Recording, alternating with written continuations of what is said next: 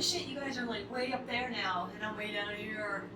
Hi, kitty in the house. So, I got something really exciting for you guys today. Hi, we got the same mouth.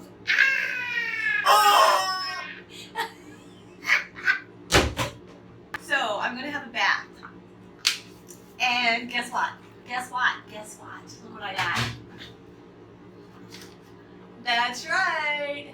She's back. And she got her Downhome. Downhome amazing. They should change the name. Downhomer. Okay, well anyway. I'm gonna put that aside for a minute. So I did this before for a video, but I never did it while I was in the tub.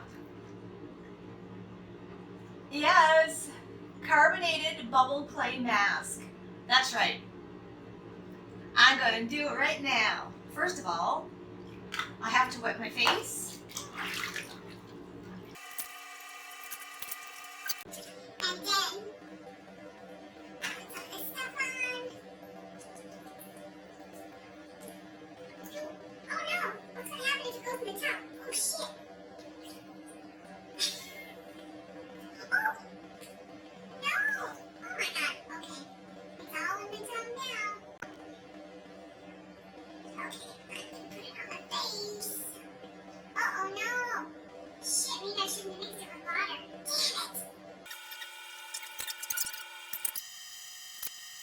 Damn it! Sure, why not? Here we go. And my, what's this called? Decolletage? Something? Decolletage?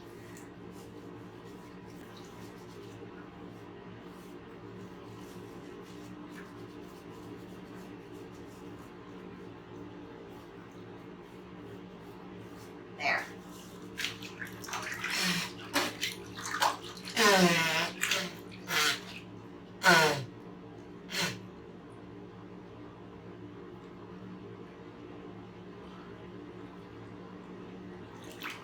Here we go. Holy, I'm freaking out. So I'm here by myself, and my bathroom door keeps opening on me. It just doesn't look right. What the fork? I don't think it's right. I totally screwed up. No water, just the mask itself. Okay, here we go. There. Here we are. That'll be better. Oh, let's get that out of there. Okay. This will be better, you guys. Don't worry, I'll figure it eventually.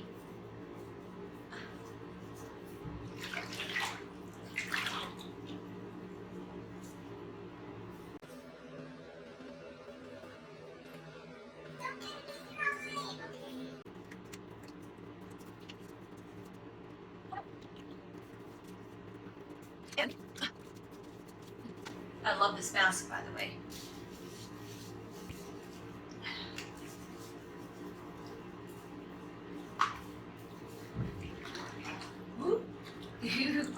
Okay, not so far back.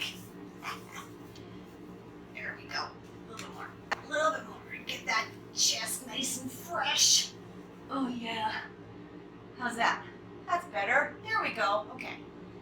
So, note to self. Do not add water to the carbonated bubble clay mask. Ah, hi guys.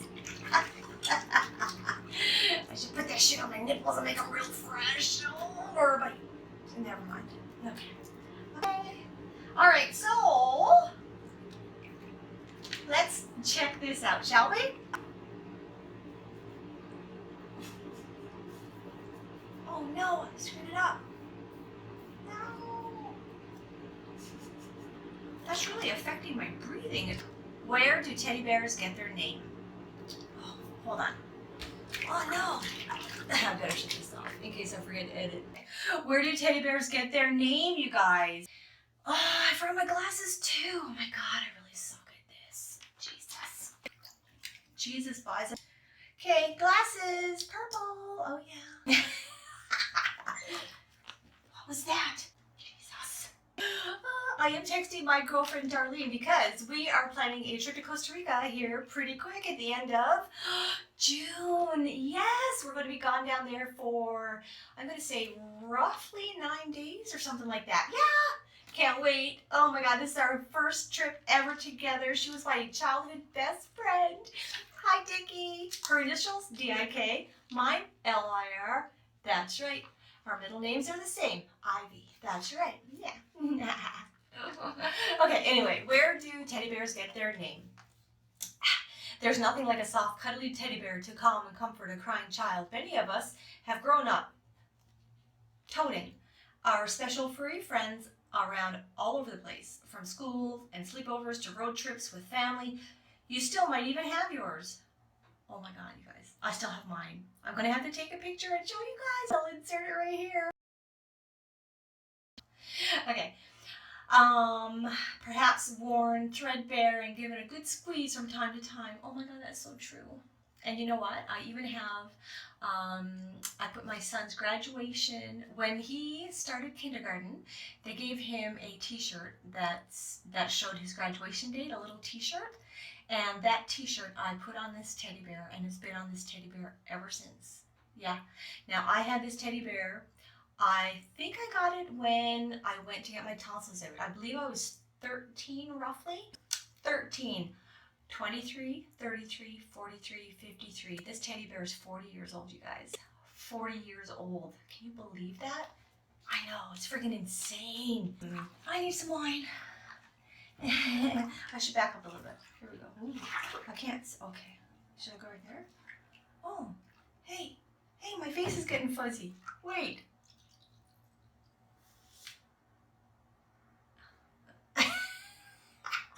Oh, okay. I'll save them for after. They are one of the most popular toys ever invented. But did you ever stop to think about how the teddy bear got its name? It comes from an unlikely source, the 26th President of the United States.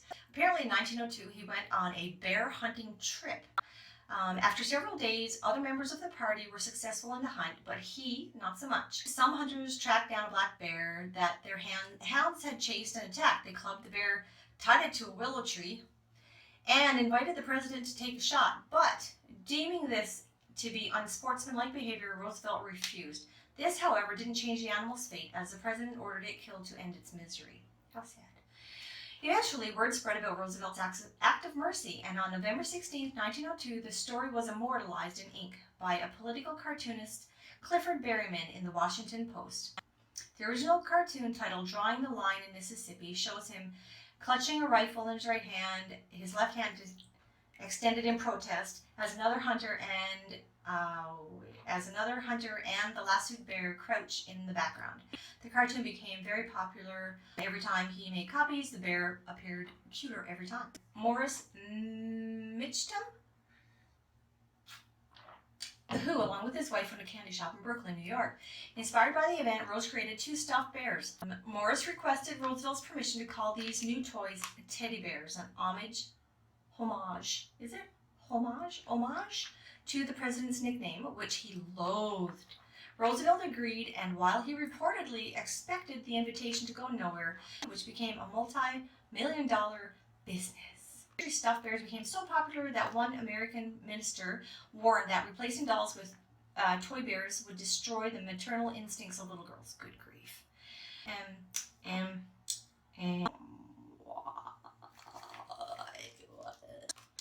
Margaret Steiff earned her living by sewing, first by making stuffed elephants and then other animals. In 1903, an American saw a stuffed bear she had made and ordered many of them. That friggin' door is still opening, you guys. It's freaking me out. Probably because I got the window open, but still, I mean, Jesus. Anyway, these bears, which also came to be called teddy bears, made the international connection. Yes. Isn't that awesome? Yeah. So if you ever find yourself gazing up into the stone-cold faces of Mount Rushmore, look at the third one from the left and say thanks for leaving behind a lasting and cuddly legacy. Aww. Sounds sweet, huh? Okay, next story. A room of one's own. The desk was already The desk was already there when we moved in. One of those corner deals that makes a 90-degree angle like a broken finger. Oh, this is written by Paul Warford. The thing took up most of the space in the spare room, which we dubbed the office, mostly because of the desk. Our new landlord gave us two options. We could keep the desk in for our own use,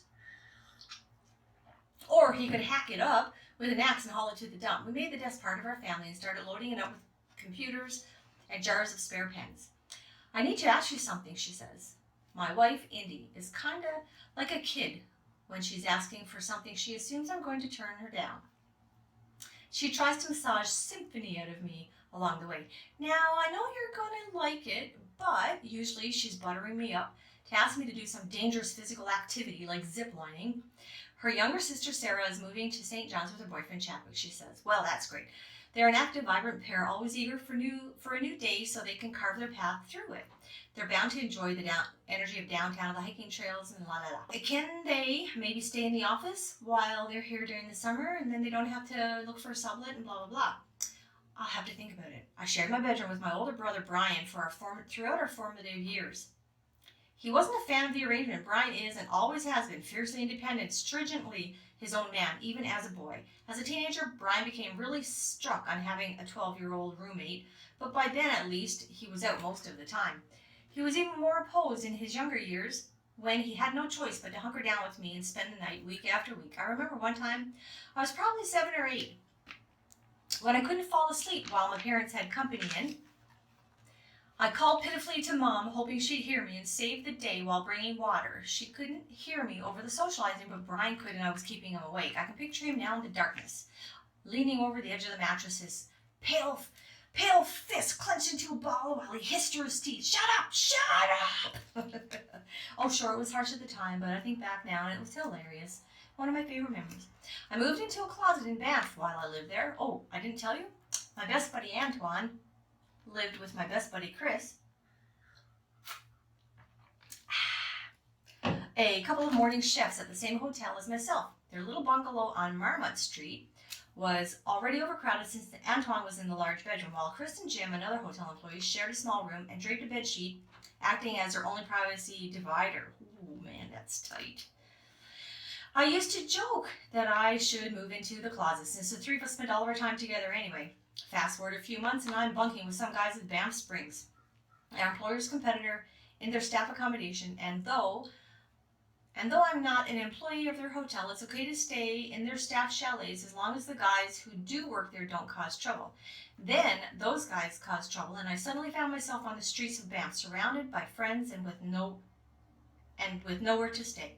How does that expression go? Water, water everywhere. So I moved into the closet. I made a trade with someone for a single mattress, and I slid into the narrow alcove beneath the stairs leading to Antoine's upstairs neighbors. The closet actually wasn't bad, and it was pitch black in there. I couldn't believe how dark it would get. I could hold my hand in front of my face and not see it. I'd love to spend a night there now, but those days are long gone. I haven't seen them in a long time, but Chris and Antoine are still close friends.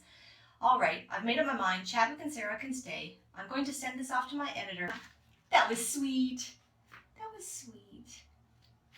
Yeah. Don't forget where you came from, you guys. Oh, did I mention to you guys that I do not have any talent? None at all. I kid you not. Here we go. I will show you how untalented I am. Ready? Let's go.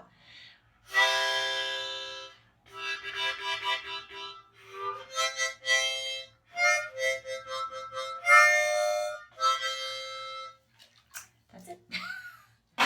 What was that? If you know, you tell me, because I don't know. What? What's happening? What's with my face? Oh my God. I'm eating it.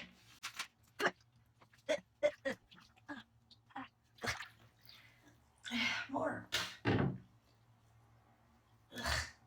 Damn it. Good. I love scary stuff.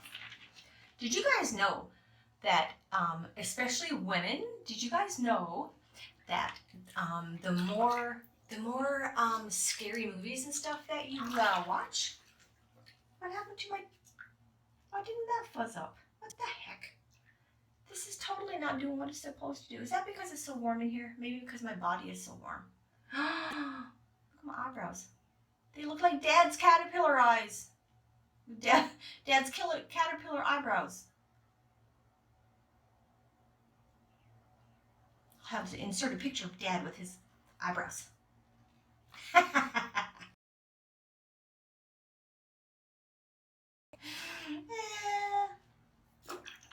God love me.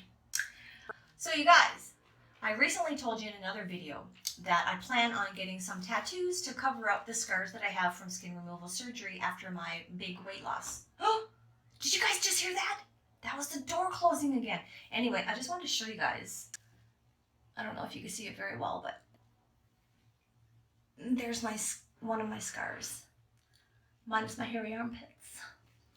And there's the other one. So it's been, my surgery was the end of November, so December, January, February, March, April, May, June. So it's been 7 months since, and they're healing so well, you guys. Like I never had an issue whatsoever with the healing of my arms at all. Actually, you know what? Any of the other stuff too, I rarely ever have any problems. I had a little bit of necrosis when I had my very first breast reduction. That would have been in I'm going to say about 1997 perhaps, or 98. But anyway, yeah. And after that, man, everything has been just glorious. But anyway, yeah, I'm going to get some awesome tattoos of the plumeria flower, because right now I don't want to wear anything that shows my arms per chance. People see my scars and they're like, ew, right? Yeah, because people are like that. Oh, there's a Newfoundland dog. Those beauties. You guys, those dogs are huge. Google it. Seriously, those guys get so big and they save people a lot. Just check it out. There's a lot of really good stories with Newfoundland dogs. Yeah, they're friggin' awesome. Shh! Zippy! Oh my God. Oh.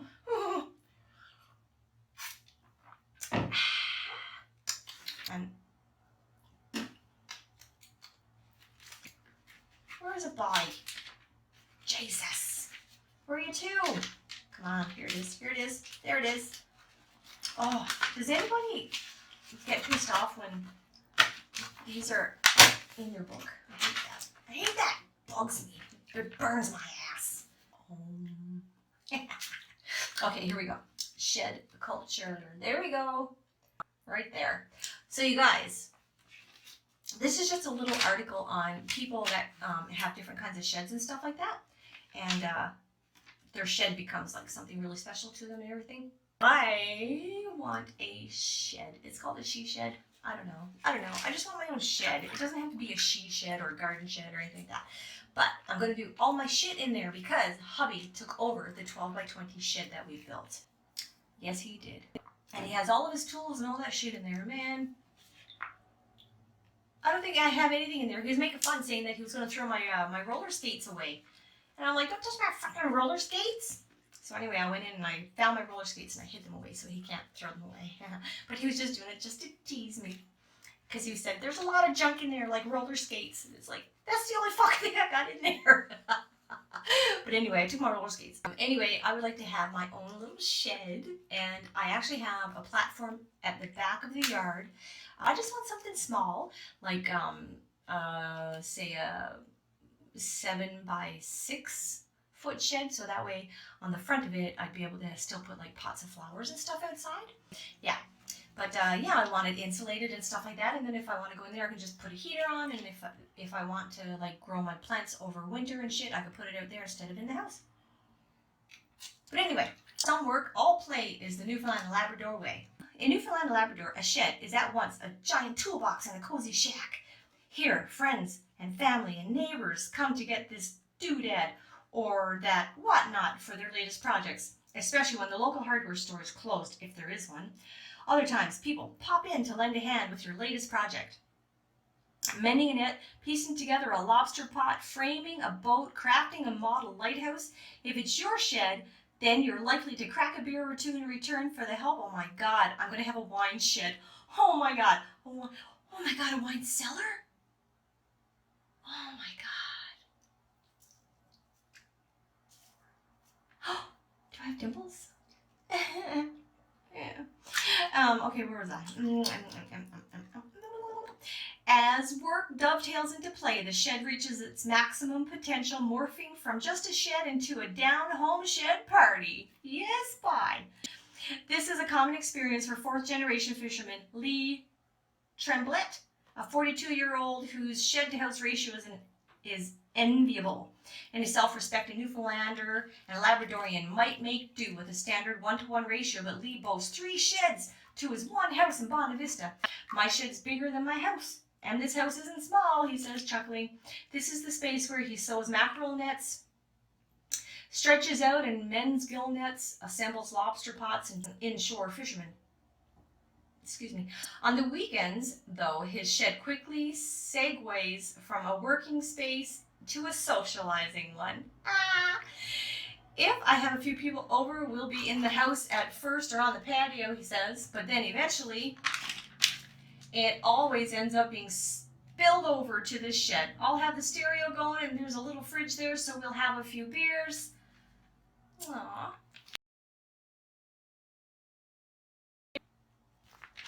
Yeah, I love it. Shed culture. It's a thing here and locals take it seriously. You guys, Fort McMurray has so many friggin' Newfies, it's not even funny. Well, Newfoundland, Labrador, whatever, same. It's crazy. Like, a lot of people say that Fort McMurray is Newfoundland's second largest city. I'm serious. You know, if we did a consensus. Anyway, if we found out how many Newfies were actually here, like not the offspring of the people like when they came up here and they had babies born here. Like, for example, I'm from Newfoundland, but my son was born here. Anyway, the people that actually came from Newfoundland and are staying here, to find out exactly how many are here would be amazing. Like, if I could find out, that would be freaking awesome. So I don't know if you guys know what mummering is. Yeah, it's a thing that happens in Newfoundland. Anyway, it's where it's the weirdest thing, you guys. People put on, basically they cover up from head to toe, so you can't see a person's face. A lot of times it's just like big blankets with a couple holes in the eyes and stuff like that, and they knock on people's houses or doors and they say, let me in, I want to have a beer, and then people open up the door and people come in and they have beer and stuff. Well, you probably have like a hole for your mouth. And you try to guess who the people are, because normally, like, it's not going to be strangers, it's going to be people that you know, but like, you're supposed to guess to try to figure out who they are, and before they leave, they're supposed to show you who they are, right? So anyway, it's a great time. I've only ever done it once in my life, and it was a blast. I really enjoyed it. Facebook groups dedicated to the salt culture. The Newfie Shed Party group has almost 23,000 members, you guys. Holy balls! This outbuilding obsession has even influenced Parliament Hill, where last year's second annual Newfoundland Shed Party made headlines when Prime Minister Justin Trudeau reportedly outdid the actual Newfoundlanders in the room, singing The Great Big Seas Rant and Roar. Aww, we'll rant and we'll roar like true Newfoundlanders. I can't sing. Can't sing, can't dance, can't yodel, can't play the harmonica. Yeah, I've got no talent. But I like to eat. I like to eat and I like to cook. And I like to have a bath. Oh yeah, kitties. Okay. Oh, I can't keep going. This story is getting too long, but it's friggin' amazing, you guys. Please subscribe. Get this, the Downhome magazine brought to your door, and you can share it with your friends. I think I'm gonna get the newest one, and I'm gonna take it with me to Costa Rica. So people travel around the world with the Downhome magazine.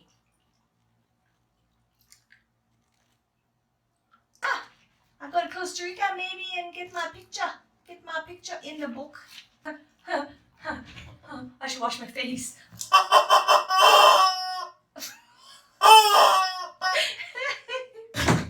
Oh my Jesus.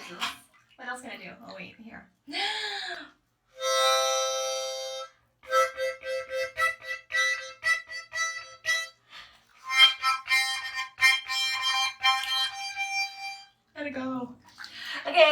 Okay. Oh no, wait. Pause. Let's wash my face.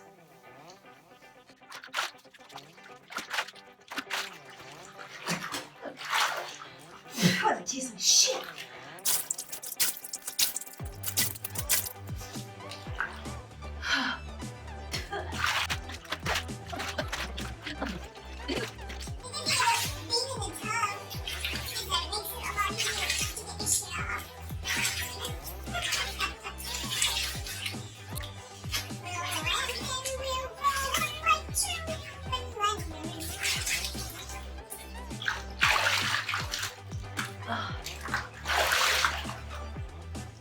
Oh my god, the black eyes. Oh my god. Oh, there we go. Hi, Sean. Welcome home, honey. Okay, guys, I gotta go because I gotta get properly washed. Okay, see ya. Bye.